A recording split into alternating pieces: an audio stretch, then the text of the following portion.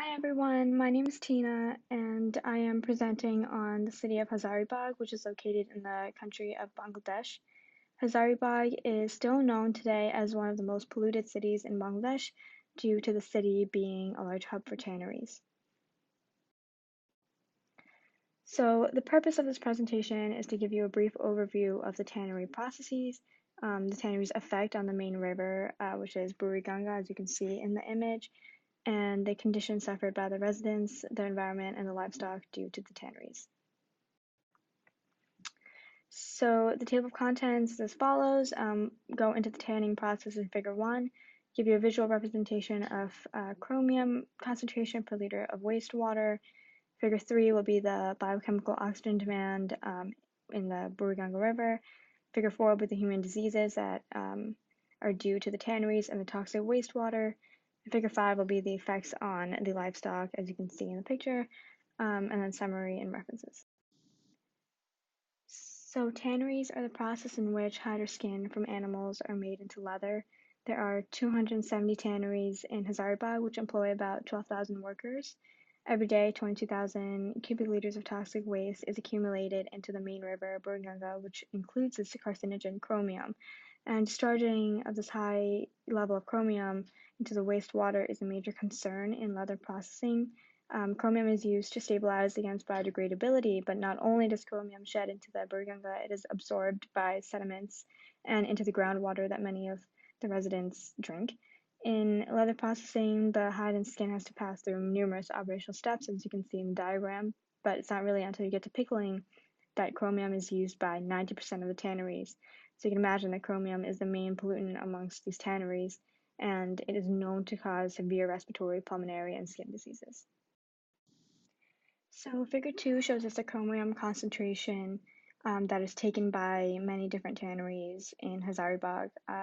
So researchers concluded that the concentration of chromium is much greater than the Bangladesh's Department of Environment standard levels, which is 0.5 to 1 milligram per liter. So you can see the line that goes from, 0.5 to 1 and how much higher these samples are than their standard levels.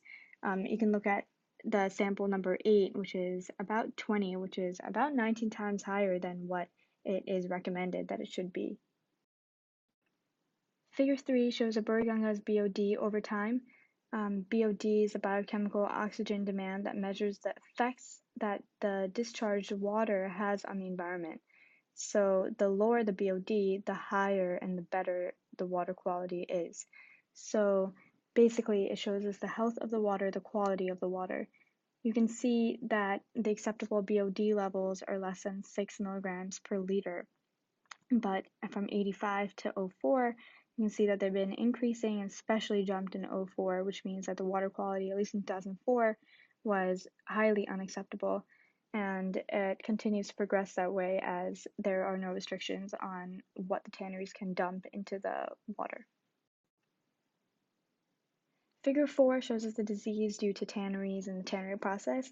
So due to toxic water, air, and contaminated food, workers and local residents often suffer multiple health problems. 90% of the population in Hazaribagh dies before the age of 50. So we can look at the disease percentages in Bangladesh as a whole versus Hazaribagh as a city. And jaundice is pretty high in Hazaribagh versus Bangladesh, which is only 0.07%, which is why you cannot even see it on the graph. The highest is gastrointestinal disease, which is close to 60%, whereas it is almost 1/3 in Bangladesh. So clearly, tanneries cause and pose a major health concern to the workers. So figure 5 shows us the effects that the tannery has on livestock. So due to the spreading of waste and soil and water, livestock are often fed toxic food and water and have many problems in movement and coordination.